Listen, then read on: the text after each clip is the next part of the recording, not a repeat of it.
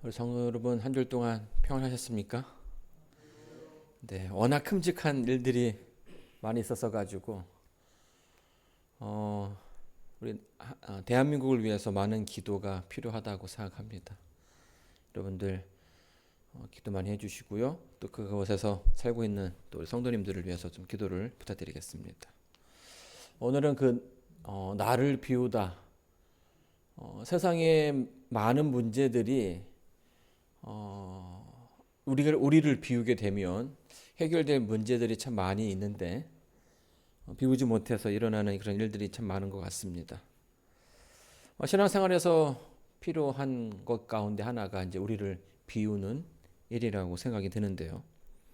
오늘은 이제 그 부분에 대해서 좀 말씀을 드려보고자 합니다.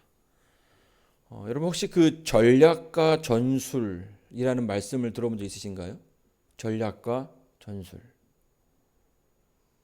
이제 군사 용어거든요, 그죠? 군사 용어인데 요즘은 이제 그 비즈니스 하는 사람들도 많이 이제 이 말을 쓰기도 합니다. 전략은 뭐고 전술은 뭘까요?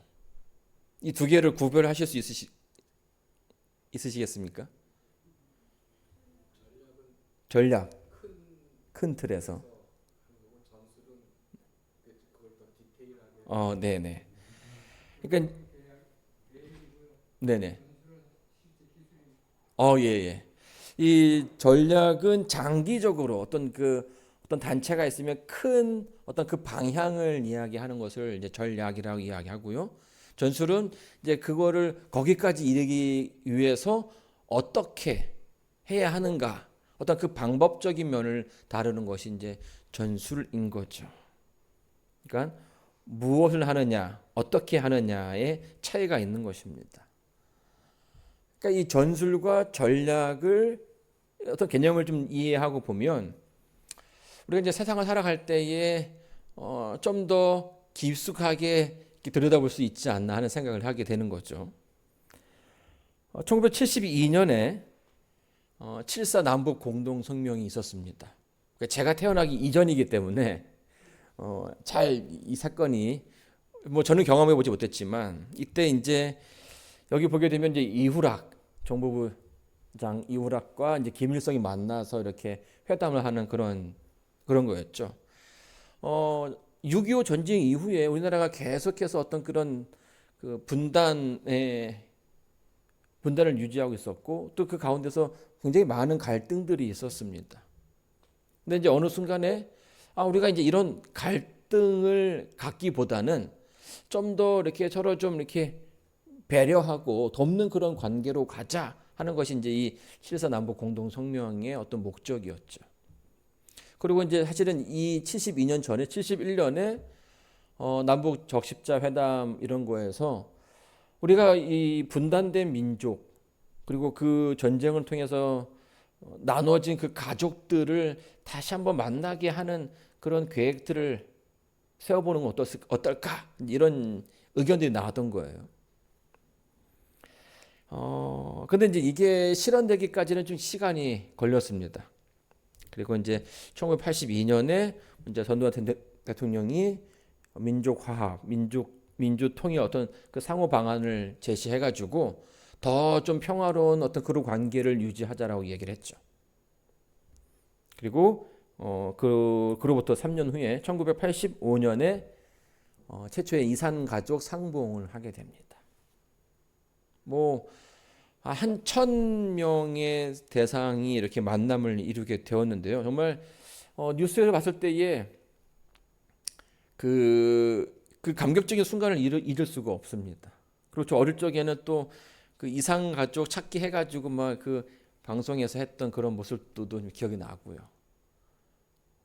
너무나 오랫동안 만나지 못했던 식구들, 형제들, 또 가족을 그런 만나는 일들이 있었는데 그들이 하나같이 눈물을 흘리면서 그 짧은 시간을 함께 보냈지만 그 떠날 때 더 아쉬운 이제 정말 마지막일 수 있다는 그런 생각들을 해서 그런지 그런 어떤 그 반가워하고 아쉬워하는 그런 장면들이 이제 카메라에 고스란히 잡히게 되었죠. 근데 이제 이렇게 남북 관계가 그렇게 흘러가는 모습을 보면서 우리가 점점 좋아지는구나라는 생각을 충분히 할 수 있었죠. 그런데 이런 화훼 무드에 찬물을 끼얹는 일이 생기게 됩니다. 그게 뭔지 아십니까? 네? 땅굴이 발견이 됩니다. 총 4개의 땅굴이 발견이 되는데 지금 여기 사진 나와 있는 것은 이제 이 땅굴이에요. 이 땅굴이 그냥 막 이렇게 동굴 막 그냥 사람 하나 지나갈 정도로 그런 크기가 아니라 철도가 이제 도로가 깔려져 있고요. 철길이 깔려져 있고 거기로 이제 뭐 큰 물건들도 실어 나갈 수 있을 정도로 아주 큰 땅굴이었다라는 거죠.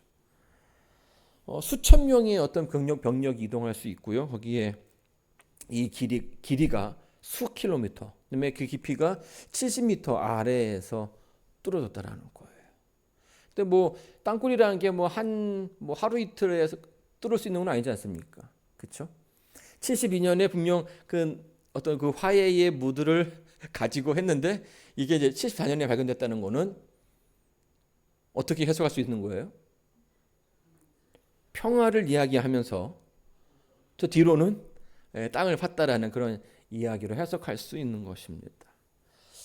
땅굴이 발견되면서 이제 한국에서는 이게 이제 전술과 전략이 다르다라는 사실을 발견하게 된 거죠. 그러니까 지금 북한에서 하는 그런 행동들이 평화를 이야기하고 화합을 이야기하지만 이것은 하나의 전술일 수 있다라는 이야기를 하게 되는 것입니다. 그들의 평화를 이야기하지만 큰 전략적인 부분에서는 여전히 뭐예요? 이 남한을 적화 통일하고자 한다. 그들의 어떤 그 큰 목적에는 변함이 없다라는 것을 확인하게 됩니다. 이처럼 이제 전술과 전략과 전술은 좀 다른 거죠. 만약에 이런 것을 잘 알지 못했다면, 그 북한의 어떤 그 전략을 알지 못했다면, 우리 남한을 기만하는 그런 전술 가운데 큰 위기를 초래했을지도 모른다는 그런 생각을 해볼 수 있는 거죠. 우리가 이제 지난 금요일마다 이런 얘기를 좀 해왔습니다. 죄에 대한 얘기를 했고요. 또 율법에 대한 이야기를 좀 나누었죠. 죄도 우리가 생각하는 어떤 그 죄, 단순하게 어떤 그 율법에 나열되어 있는 것들을 지키지 않는 것이 죄인가? 성경에서 말하는 죄는 그것이 아니라 하나님과의 어떤 그 분리된 상태를 이야기한다라고 얘기했고요. 또 율법의 기본은 무언가를 지키는가 지키지 않는가가 그 범위를 뛰어넘어서 우리가 하나님과 연결되어 있는가, 하나님의 그 뜻 가운데 있는가를 염두에 둬야 된다라고 말씀을 드렸습니다. 이 죄에 그러니까 어긋나는 것, 그것이 율법을 어긋나는 것이고, 또 그 율법에서 확인하고자 하는 것은 우리가 정말 하나님과 함께 하느냐, 함께 하지 않느냐의 문제를 다룬다고 말씀드렸죠. 그리고 오늘은 이제 시험에 대한 얘기를 좀 드려보려고 하는데요.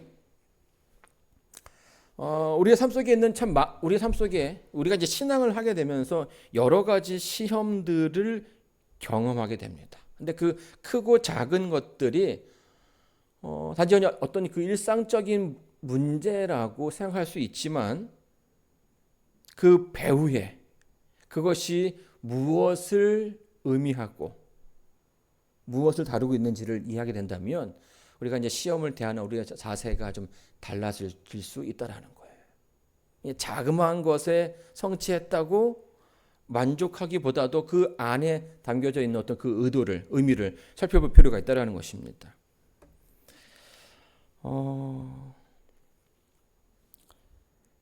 성경이 말하는 그 시험은요, 죄와 연결이 되어 있습니다. 죄와 죄들. 여러분 기억하시죠? 지난번에 죄는 하나님과의 그 분리된 상태를 이야기하는 것이고, 그 분리된 상태에서 일어나는 그런 결과들이 죄들이라고 설명을 드렸습니다. 그러면 우리의 그 삶 속에서 우리를 그 죄 가운데 이르게 하는 우리의 어떤 그 믿음을 시험하는 것들이 뭐가 있을까요? 여러분의 삶 속에서 나를 시험에 들게 하는 것이 있다면 무엇일까요? 여러분, 고기를 먹느냐 마느냐, 아니면 너무 화려한 장신구를 해도 되는가 안 되는가, 청바지를 입고 교회에 와도 되는가 안 되는가, 아니면 너무 단 것을 많이 먹어도 될까, 아니면 너무 자주 골프를 치러 가는 것은 괜찮은가, 뭐 안식일에 핸드폰을 보는 것, 이것도 괜찮은 것인가, 이런 고민들을 하실 수 있을 거라고 생각이 됩니다. 근데 누구나 한 번쯤은 생각해 볼 만한 그런 문제인 거죠. 왜냐하면 우리 일상 가운데서 너무나 빈번하게 일어나는 그런 일들이기 때문이에요. 그리고 이제 이런 가운데 우리가 내가 좀 고민하게 된다면 내가 시험 받고 있다라는 거죠. 근데 시험은요, 근본적으로 무언가를 해야 되는가 말아야 되는가의 문제는 아니라는 거예요. 근데 성경에서는 더 깊은 어떤 그 본질적인 것들을 이야기해 주고 있습니다. 죄가 자기를 사랑하느냐 하나님을 사랑하느냐의 문제로 귀결되는 것처럼 시험은 결국 우리의 그 마음 가운데 우리의 마음이 지금 어디로 흘러가고 있느냐를 드러내는 것입니다. 나의 지금 마음이, 나의 신앙이 어디로 흘러가고 있는가? 하나님께로 흘러가고 있는가? 아니면 하나님이 아닌 내가 원하는 대로 흘러가고 있는가 하는 거죠. 한자 성어 가운데 이제 낭중지추라는 말이 있습니다. 주머니 속에 송곳이라는 것인데요. 이 말은 좋은 뜻으로도 쓰이긴 하지만 또 나쁜 뜻으로도 쓰이기도 합니다. 뛰어난 사람이 감출 수 없다라는, 어디 가서든지 그 사람은 드러날 수밖에 없다라는 이야기로 쓰이기도 하고요. 또 한편으로는 그 숨겨진 것을, 그 마음 가운데 숨겨진 것이 드러날 수밖에 없다라는 의미로도 쓰이게 된다라는 거죠. 결국 시험이라는 것은 그의 그 마음에 무엇이 있는지를 드러나게 한다라는 거예요. 자, 우리 성경 말씀 한번 보도록 하겠습니다. 히브리서 4장 15절에 있는 말씀 다 같이 읽어보도록 하겠습니다. 시작. 우리에게 있는 대제사장은 우리의 연약함을 체휼하지 아니하는 자가 아니요 모든 일에 우리와 한결같이 시험을 받은 자로되 죄는 없으시니라. 예수님께서 우리와 한결같이 시험을 받은 분이라고 히브리서는 성경이 주고 있습니다. 처음에는요, 이 부분이 참 어색했습니다. 왜냐하면 예수님이 살았던 시대는 언제입니까? 지금으로부터 2000년 전이라는 거죠. 그러니까 2000년이라는 어떤 그 시간의 갭이 있는데 지금 우리가 시험 당하는 것들과 한결같은 그런 시험을 예수님께서 당하셨다라고 이야기하는 것이에요. 근데 예수님이 계실 때에는 핸드폰이 있지도 않았고요. 또 언제든지 이렇게 내가 원하면 볼 수 있는 그런 유튜브가 있는 그런 시대도 아니었다라는 거예요. 그러니까 오늘날 우리가 이제 그런 것 때문에 고민하는 거죠. 너무나 익숙해진 어떤 이 세상의 편리함 가운데 또 그 가운데서 자기의 어떤 그런 만족을 위해서, 그런 어떤 쾌락을 위해서 살아가고 있는데 이런 것들이 우리에게 이제 시험으로 다가온다라는 겁니다. 근데 2000년 전에 예수님의 시대에는 그런 것들이 분명히 월등하게 적었다라는 거예요. 그러면 왜 성경은 그분께서 우리와 한결같이 시험을 받았다라고 이야기하는 걸까요? 예수님께서 받으신 그 시험이 과연 어떤 것이었을까요? 예수님의 생애는요, 세상의 모든 시험의 근원이 되는 시험의 어떤 그 속성을 자세하게 설명해 주고 있습니다. 예수님의 시험은요, 세 가지를 피하는 것이었습니다. 첫 번째는 자기 의지대로 행하는 것이었어요. 내 뜻대로 행하게끔, 또 자기 마음대로 살아가는 것, 그리고 마지막은 십자가를 피하라 하는 것이 그분께서 살아가시면서 경험하게 되는 그 시험의 큰 줄기였죠. 이 시험을 이해하기 위해서는 예수님께서 어떻게 그 시험을 이겼는지에 대해서 좀 알 필요가 있습니다. 이게 오늘 본문의 말씀인 빌립보서 2장에 있는 말씀이죠. 너희 안에 이 마음을 품으라. 그 그리스도 예수의 마음이니 그는 근본 하나님의 본체시나 하나님과 동등됨을 취할 것으로 여기지 아니하시고 오히려 자기를 비워서 종의 형체를 가져 사람들과 같이 되었도다. 사람의 모양으로 나타나셨음에 자기를 낮추시고 죽기까지 복종하셨으니 그 십자가에서 죽으심이라. 여기서 주목해 볼 것은요, 자기를 비우셨다는 그런 표현입니다. 나를 비운다라는 것은 무엇을 얘기할까요? 예수님께서는 자기를 비우셨습니다.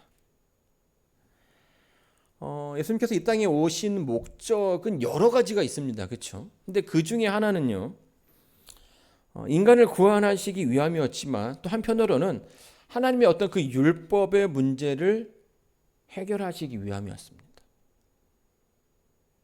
여러분, 이번 주 아주 큰 사건이 한국에서 있었죠. 우리 대통령이 비상계엄을 선포했습니다. 저도 뭐 갑자기 밤중에 들었던 어떤 그런 뉴스여가지고 설마 이게 뭐 내 때 이런 일이 있을 수 있나라는 그런 생각을 하게 된 거죠. 그래서 2024년 10월 3일 저녁 10시경에 비상계엄이 선포가 됐고요. 그 다음날 새벽 4시 30분경에 이제 국회의원들이 190명이 모여서 이제 국무회의에서 비상계엄 해제안을 의결을 했습니다. 근데 그 중간 그 사이에 많은 일들이 있었죠. 이 비상계엄령이 이제 해체된 다음에 정치계의 화두는 왜 대통령이 비상계엄을 했느냐, 선포했느냐였습니다. 이유가 뭔지, 그리고 그 과정을 위해서, 그다음에 그 목적을 위해서 어떠한 것들을 준비했는지, 뭐 이런 것들을 이제 조사하는 일을 지금 하고 있는 거죠. 어떤 목표였는지, 어떤 계획이 있었는지를 지금 찾고 있습니다. 무언가 사건이 생기면 이렇게 후속으로 어떤 그런 조사들이 생기게 되는 거예요. 아담과 하와가 범죄한 이후에도 똑같은 과정들이 있었습니다. 사단은 하나님의 율법이 과연 정당한 것이냐, 인간들이 그 율법을 지킬 수 있느냐, 하나님께서 너무 그들을 푸시한 것은 아니냐, 이런 이야기들을 하기 시작했습니다. 왜냐하면 아담과 하와가 하나님의 그 율법을 지키는 데 뭐 했습니까? 실패했기 때문이죠. 그러면 그것은 그 실패는 그 법의 문제냐, 아니면 그거를 했던 아담과 하와의 문제냐? 만약에 법의 문제라면 아담과 하와는 억울한 피해자가 될 수도 있는 거죠. 사단은 끊임없이 그 역사에서 하나님의 그 율법을 공격을 하게 됩니다. 그래서 하나님께서는요, 그 하나님의 법을 지킬 수 없다는 사단의 그 주장이 거짓됨을 증명하셔야 됐어요. 그리고 그것을 위해서 이 땅에 오신 겁니다. 하나님의 창조가 완전했고 아담과 하와는 실수할 수 있는 그런 환경의 가운데 있지 않았다는 것을 증명하셔야 했던 거죠. 그것을 증명하기 위해서 누가 오신 거예요? 예수님께서 오셨는데, 그것을 증명하시기 위해서 예수님께서 해야 되는 그 조건이 하나 있습니다. 그게 뭘까요? 그분은 하나님이시기 때문에 이 문제를 풀기 위해서는 완전한 인간이 되셔야 하셨습니다. 그러니까 하나님으로 되셔는 안 되는 거죠. 그렇죠? 아담과 하와가 가지고 있던 그런 상황으로 가야 된다라는 거예요. 그래서 이 고린도전서에 보게 되면 예수님을 뭐라고 설명하냐면 마지막 아담이라는 표현을 쓰고 있습니다. 그러니까 아담이 실수했던 부분에서 그것을 다시금 회복시킬 수 있는 분으로 이 땅에 예수님께서 오셨다는 말이에요. 여러분, 대학생에게 초등학교 문제를 주면 이게 시험이 되지 않겠죠? 그렇죠? 그러니까 하나님께서 인간의 문제를 해결한다는 것은 사실은 불공정한 겁니다. 그래서 그 문제에 적합한 수준으로 오셔야 됐고, 그래서 하나님이신 분께서 완전한 인간의 모습으로 오신 거죠. 이런 겁니다. 이제 예를 들어서 비행기 사고가 났어요. 가다가 비행기가 어떤 해가지고 추락을 했습니다. 그러면 이게 이제 비행기에 타 있는 승객들도 많고 비행기가 워낙 비싼 물체 아니겠습니까? 그래서 그렇게 되면은 이제 보험회사에서 이 비행기의 추락 원인을 조사하게 됩니다. 크게는 기계의 결함인지 아니면 이게 조종사의 실수인지를 파악을 해야겠죠. 그렇죠? 네. 그러니까 조종사의 실수라면 그 비행기를 파는 회사는 사실 변제해 줄 게 없는 겁니다. 그런데 만약에 이게 비행기의 문제라면 그 보상은 다 누가 해야 되는 거예요? 비행기 회사가 해야 되는 거죠. 그러면 이제 보통 이게 블랙박스도 보고 여러 가지 하지만 가능하면 이제 같은 상황에서의 또 한 번의 실험을 통해서 이게 비행기 결함인지를 확인할 수 있다라는 거예요. 그래서 예수님이 또 그 시험을 대신하기 위해서 한 4,000년 후에 오신 거예요. 근데 4,000년 전에 아담의 모습과 예수님의 모습은 같은 모습이 아니죠. 그렇죠? 차이가 분명히 있습니다. 어떤 차이냐면 아담은 완전 신형이었어요. 그렇죠? 모든 게 완벽한. 그런데 예수님은 4,000년이라는 그 시간 동안 인류가 그 죄 가운데, 죄의 그 결과로 이 연약해진 그런 육신을 가지고 태어나셔야 했던 겁니다. 그러니까 사실은 어떻게 보게 되면 더 어려운 그런 문제일 수 있는 거예요. 물론 예수님의 그 삶을 보게 되면요, 공생애를 보면 이적이 분명히 있었습니다. 그렇죠? 그래서 오병이어, 또 무리를 거르시기도 하고요, 또 폭풍을 잠재우기도 하는 그런 이적들이 있었어요. 근데 예수님께서 받으시는 그 시험 가운데서는 이런 이적을 자신을 위해서 사용해서는 안 됐습니다. 왜 그런지 아시겠죠? 그 시험을 하나님의 그 신성으로서 해결하면 이거는 부정행위가 되는 거예요. 치팅이 되는 거죠. 그러면 하나님의 능력으로서 그것을 해결하라고 하는 그 순간 그 시험은 끝나는 겁니다. 봐라. 예수님도 인간으로서 이것을 지킬 수 없으니까 신성을 사용해서 지킨 것 아닙니까? 이렇게 나올 수밖에 없는 거예요. 자, 그래서 예수님의 시험이 어려웠던 이유가 거기 있는 겁니다. 끝까지 뭘로 남아야 되는 거예요? 인간의 모습으로. 그 연약함을 가진 인간의 모습으로 자기를 계속 비우셔야 되는 거죠. 자, 여러분, 이게요, 예수님에게는 굉장히 큰 시험이 될 수밖에 없습니다. 왜냐하면 그분은 능력이 있는데 그 능력을 사용하지 못하는 제약이 있기 때문이에요. 자, 여러분, 40일 금식한 이후에 예수님께서 받으신 그 첫 번째 시험이 뭔지 아십니까? 돌로 떡을 만들어라 라는 시험이었어요. 그렇죠? 이 마가복음 4장에 보게 되면 시험하는 자가 예수께 나아가서 가로되 내가 만일 하나님의 아들이거든 이 돌들이 떡덩이가 되게 하라.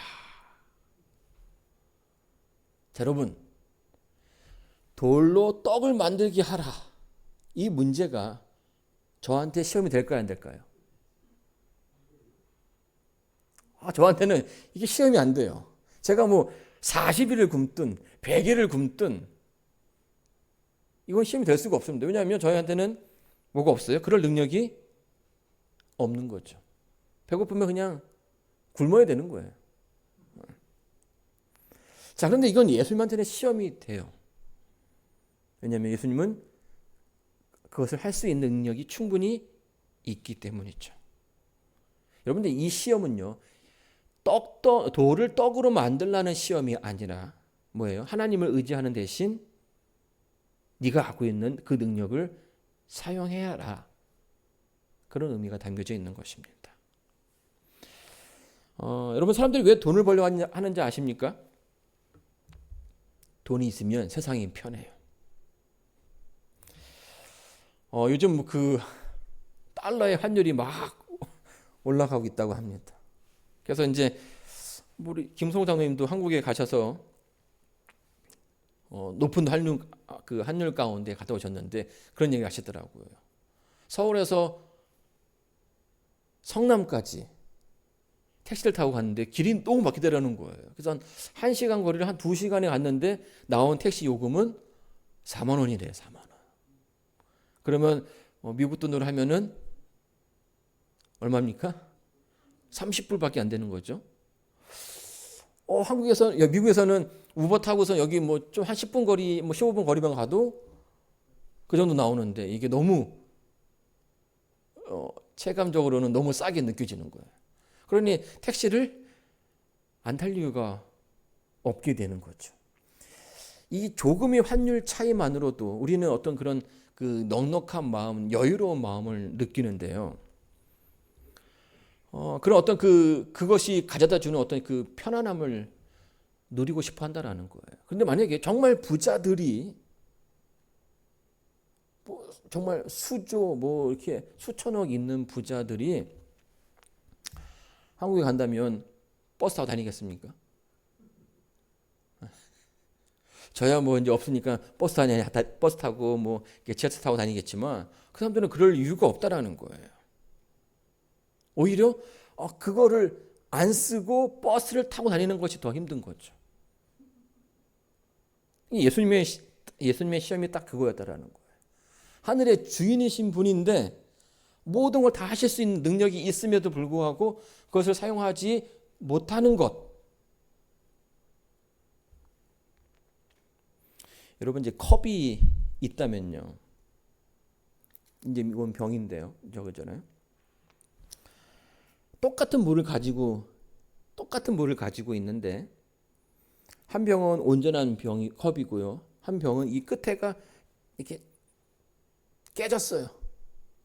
그러면 온전한 컵으로 두고 다니는 게 편할까요? 깨진 컵으로 들고 다니는 게 편할까요? 훨씬 더 안정적이라는 거죠. 왜냐하면 이 위에가 깨지면은 이 물이 찰랑찰랑하기 때문에 더 그러니까 흘릴 수밖에 없는 거죠. 예수님의 상태가 딱 그런 상태였다라는 거예요. 아담과 비교했을 때 인간의 연약함을 가지고 있고 그러면서도 그 안에 있는 하나님의 그 뜻을 지켜야 하고 또 그것을 하나님의 그 뜻대로 살아가야 한다라는 거예요.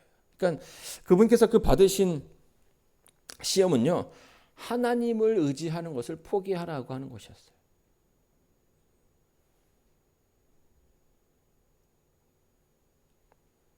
굉장히 힘든 그런 일이었다라는 거죠.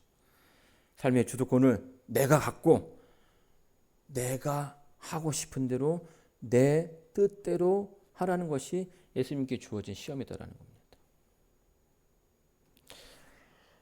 예수님의 그 생애에서 받으신 특별한 시험 가운데 하나는 십자가를 피하라는 거였죠.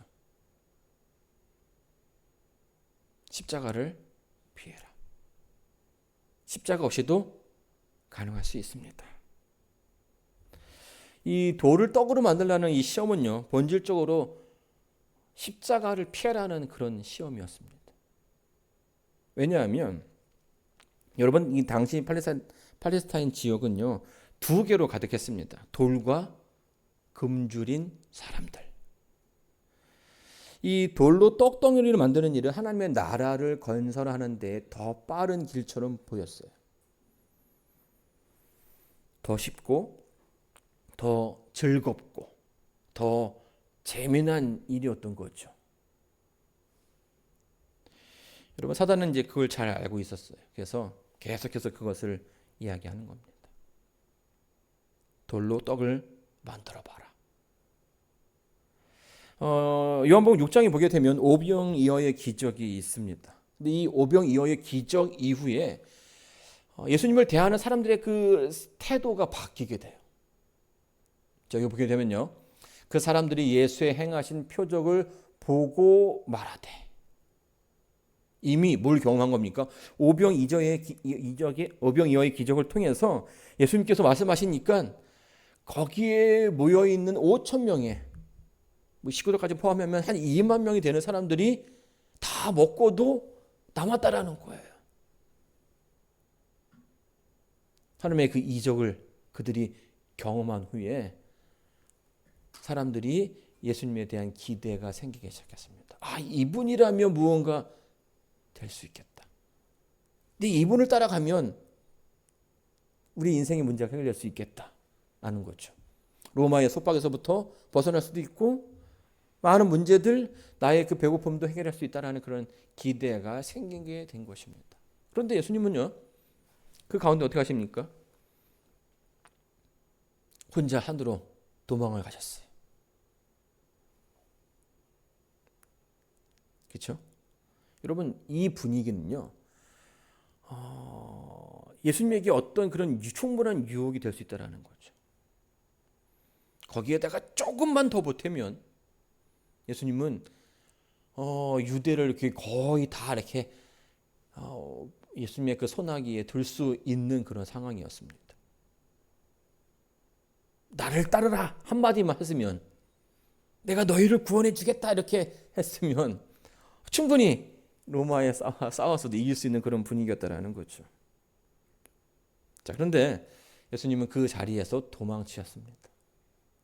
그 길이 하나님께서 원하시는 길이 아님을 아셨어요. 그래서 그 길에서 나오신 거죠. 마태복음 16장에 보게 되면요, 베드로가 예수님이 굉장히 고민하는 가운데 있을 때에 베드로가 다가와서 예수님을 위로한답시고, 예수님께서 아직 가시고자 하는 그 길을 안 가시면 안 되겠습니까? 라고 얘기를 하죠. 그때 예수님께서 뭐라고 말씀하십니까? 사단아, 내 뒤로 물러가라. 이렇게 했어요. 저는 처음에 성경을 읽으면서 예수님이 너무 세게 얘기하시는 건 아닐까? 라는 생각이 드는 거예요. 왜냐하면 제자 아닙니까? 제자. 자기의 제자한테 자기가 가장 사랑하는, 가장 싫어하는 그 존재인 사단이라고 얘기하는 거죠. 충분히 상처가 될 수 있는 그런 얘기였다라는 겁니다. 근데 반대로 아주 치밀하게 사단은 베드로의 그 자기도 알지 못하는 가운데 한 발언을 통해서 뭐 한 거예요? 예수님을 유혹한 거예요. 뭐 하지 말라고? 십자가를 지지 말라고. 십자가 없이도 충분히 할 수 있다라는 얘기를 하고 있는 것입니다. 여러분, 참 사단의 어떤 그 전술이 다양합니다. 사랑하는 그 제자의 그 도발이 아니라 걱정에 담겨진 그 위로 가운데 뭘 둔 거예요? 사단의 어떤 그 시험이 놓이게 된 거죠. 이것이 전략을 위한 사단의 전술이었던 것이에요. 우리는요, 사실 이 십자가를 잘 이해를 못합니다. 왜냐하면 우리가 이 십자가를 경험할 수 있는 그런 기회가 우리의 삶 속에 많지 않거든요. 실제적으로는 우리 십자가를 경험할 수 없는 거고요. 십자가를 져야 된다, 이해된다라고 이야기하지만 이미 2000년 전에 그 십자가를 이해하기에는 어떤 시간적인 차이가 분명히 있음을 확인할 수 있습니다. 여러분, 이 십자가는요, 사람을 죽이기 위해서 고안된 것입니다. 그것도 어떻게 하면 가장 아프게, 그리고 그 고통을 어떻게 하면 가장 오래 지속할 수 있을까? 사람에게 고통을 극심하게 주기 위해서 고안된 그런 도구라는 것이에요. 예수님께서 이 땅에 죽기 위해서 오셨습니다. 그리고 그 이유가 뭡니까? 인간을 구원하시기 위함이죠. 그 인간은 지금 나를 죽이기 위해서 다가오는 사람도 포함되어 있다라는 거예요. 십자가는요, 수치가 있습니다. 우리가 보통 십자가에 달리신 예수님의 그 모습을 보게 되면요, 이 속옷이 이렇게 입힌 걸로 되어 있죠. 그런데 원래는요, 그런 것들이 하나도 없는 상태였다라는 거예요. 예수님의 모든 부위가 다 드러나고요. 속이 다 드러나고요. 자기를 내가 구원하기 위한 이들이 나를 저주하고 나를 욕하는 그런 상황 가운데 있어야 되는 거예요. 수치와 고통과.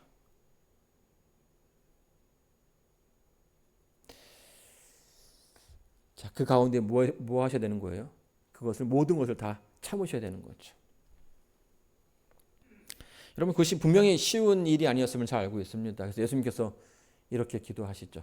십자가 전에 다시 두 번째 나아가 기도하여 가라사대 내 아버지여, 만일 내가 마시지 않고는 이 잔이 내게서 지나갈 수 없거든 아버지의 원대로 되기를 원하나이다 하시고, 예수님의 그 십자가에서 당하신 그 시험은 두 가지였습니다. 하나는 내려오라는 것이었고요, 하나는 그 신성을 사용해라 하는 거죠. 예수님께 돌아가시는 그날에 십자가가 세 개가 세워집니다. 근데 예수님의 십자가와 다른 그 두 개의 십자가에는 차이가 있죠. 첫 번째는 예수님은 죄가 없다라는 거예요. 그래서 여러분, 그 사복음서를 보게 되면요, 그 재판 과정을 보게 되면 예수님께서 분명히 죄가 없으셨어요. 근데 죄가 없는데 죄인이 되셨죠.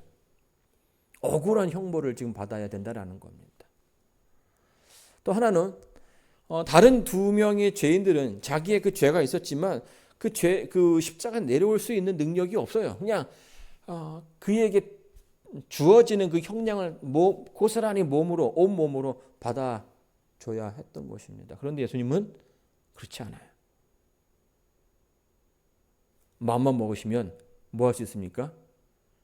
내려오실 수 있었어요. 못해 먹겠다 이렇게 화를 내시고도 내려오실 수 있었다라는 거예요.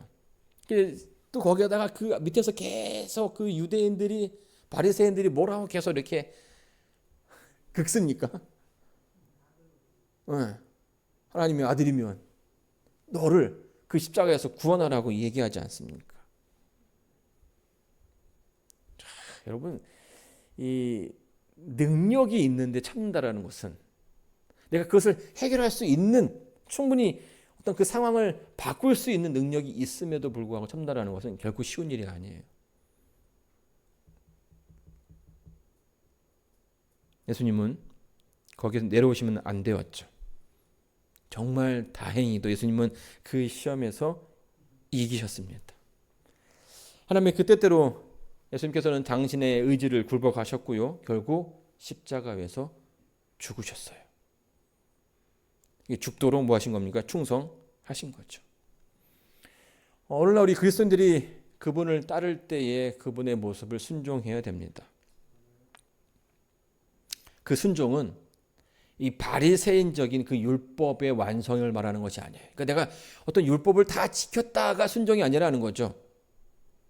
우리의 순종은 예수님께서 그 길을 걸어가신 것처럼 우리에게 주어진 인생 길 안에서 내 뜻이 아니라 하나님의 뜻이 이루어지기를 바라야 한다는 겁니다.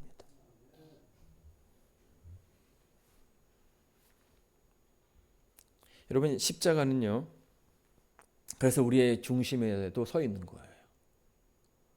그 십자가는 내가 나의 뜻과 의지를 굴복하고 하나님의 그 뜻대로 살 수 있느냐의 문제가 주어지는 것입니다. 아담과 하와가 그랬고요. 하나님을 떠나면서 죄가 시작이 되었습니다. 그러면서 타락이 된 거죠. 아브라함도 그랬습니다. 하나님을 전적으로 신뢰하는 그 부분에 있어서 실수들을 몇 번 했죠. 애굽왕을 만나면서 하나님을 의지하지 못하고 자기의 능력으로 자기의 방법대로 그 문제를 해결하려 했다라는 것입니다. 여러분, 예수님께서 십자가에서 돌아가셨을 때에 그 무덤에서 예수님께서 나오셨잖아요. 혼자 나오셨을까요? 누가 깨워주셨을까요? 저는 예수님께서 혼자 나오면 안 된다라고 생각합니다. 그러니까 그 부활도 하나님께서 이끄시는 대로 따라야 했다라는 거죠. 로마서에 보게 되면 이렇게 설명해 줍니다. 예수를 죽은 자 가운데서 살리신 이의 영이 너희 안에 거하시면, 그래서 예수를 죽은 자 가운데서 살리신 이가 너희 안에 거하시는 그의 영으로 말미암아 너희 죽을 몸도 살리시리라. 여러분, 예수님은 분명히 능력이 있으신 분입니다. 그렇죠? 그러나 거기에서 나오시면 안 되는 거예요. 부를 때까지. 왜냐하면 이 땅에서 이 부활하는, 이 부활의 어떤 그 경험을 받게 되는 그 믿는 자들도 똑같은 그 길을 걸어가기 때문이죠. 근데 여러분, 기다린다라는 것이 굉장히 힘든 일이에요. 그리고 초조한 일이죠. 여러분, 장하시는 고양이 이야기 아십니까? 장하시는 고양이. 근데 그 이야기에 보게 되면 거기에 고양이 한 마리와 큰 괴물이 하나가 나옵니다. 근데 이 괴물은 어떤 괴물이에요? 마음대로 변할 수 있는, 세상에 존재하는 어떤 그런 동물들, 짐승으로 변할 수 있는 겁니다. 말로 변했다가, 소로 변했다가. 동하지만은 장하시는 고양이가 혹시 쥐로 변할 수 있습니까? 라고 물어본 거예요. 할 수 있지. 내가 이렇게 크지만 그 작은 쥐도 될 수 있다라고 얘기하죠. 그런데 그 딱 변하는 순간 어떻게 했어요? 확 물어서 죽였죠. 뭐에 실상한 겁니까? 내가 쥐로 변해도 이 고양이가 나를 공격하지 않을 거라는 나름의 확신, 나름의 어떤 그런 믿음이 있었던 겁니다. 근데 그 믿음이 한순간에 다 사라지게 된 거죠. 예수님께서 그 무덤 안에 있을 때에 그런 생각을 하실 수 있었다라는 거예요. 만약에 안 구해주시면 어떡하지? 그 문을 닫아버리면 어떡하지? 나는 나갈 수가 없는데, 나가면 안 되는데. 그 안에서도 예수님은 하나님을 여전히 신실하게 믿어왔다라는 거예요. 그 영영한 그 죄로 인해서 그 분리를 경험하신 예수님께서 마지막 순간까지도, 그 무덤 안에서까지도 하나님을 신뢰하는 모습을 보여주신 거예요. 여러분, 우리의 그 시험은요, 하나님에 대한 절대적인 신뢰가 없이는 풀어갈 수가 없는 것입니다. 단순히 어떤 그 무언가를 먹는가 안 먹는가, 뭐를 하는가 안 하는가 문제가 아니라 그 시험의 근본적인 문제는 하나님을 신뢰하느냐, 아니면 신뢰하지 않느냐, 하나님의 그 뜻대로 살기를 원하느냐, 아니면 네가 원하는 대로 살기를 원하느냐 하는 거죠. 그래서 우리는요, 이 그리스도인들은요, 그냥 단순하게 도덕적인 어떤 그런 모습에서 도덕적으로 완성을 꿈꾸는 것에 우리의 그 신앙이 이어져 가서는 안 된다는 것입니다. 우리의 신앙의 방향은 우리가 하나님의 그 뜻을 따라갈 수 있게끔 내 자신을 비우고 하나님의 그 뜻이 우리의 그 삶 속에서 계속 이어지기를 노력해야 된다는 거예요. 그래서 사도 바울이 이렇게 얘기하는 것입니다. 형제들아, 내가 그리스도 예수 우리 주 안에서 가진 바 너에게 대한 나의 자랑을 두고 단언하노라. 나는 날마다 죽노라. 왜 사도 바울은 스스로를 내가 매일 죽는다라고 이야기했을까요? 나는 매일 죽고 나의 그 삶 속에서 매일 살아계신 분은 누구라는 거예요? 하나님이시라는 거죠. 하나님의 인도하심으로 내가 이끌려 가고 있고 하나님의 그 뜻 가운데 내가 서 있다라는 얘기를 해주고 있습니다. 저는 이제 그 한영은 선생님의 시를 되게 좋아하는, 복종이라는 시를 되게 좋아합니다. 근데 이 복종이라는 시가 이런 내용을 담고 있습니다. 제가 한번 읽어드릴게요. 남들은 자유를 사랑한다지만은 나는 복종을 좋아합니다. 자유를 모르는 것은 아니지만 당신에게는 복종하고만 싶어요. 복종하고 싶은데 복종하는 것은 아름다운 자유보다도 달콤합니다. 그것이 나의 행복입니다. 그러나 당신이 나더러 다른 사람을 복종하라면 그것만은 복종할 수 없습니다. 다른 사람을 복종하려면 당신에게는 복종할 수 없는 까닭입니다. 비록 이 기독교인은 아니지만 이 복종의 의미, 기독교의 어떤 그런 순종의 의미를 잘 풀어냈다라고 생각합니다. 복종은 어떻게 보게 되면 억압적인 그런 모습일 수 있지만 그것은 거기에 우리의 의지가 담겨지고 하나님의 인도하심이 담겨졌을 때에 그것은 정말 아름다운 모습이라고 설명하고 있는 것이죠. 순종은요, 복종은 자기를 비우는 것입니다. 이것이 시험의 본질이죠. 내게 주어져 있는 시험 가운데서 어떠한 방향으로 가지고 갈 것인가, 내가 어떤 마음을 가지고 이 문제를 대하고 있는지, 그 가운데서 하나님의 뜻을 이루고자 위함인가, 아니면 나의 편의를 이루기 위함인가. 예수님께서 승리하신 것처럼 그러면 그 시험 가운데서 승리가 있게 되기를 바라면서 오늘 말씀을 마치도록 하겠습니다.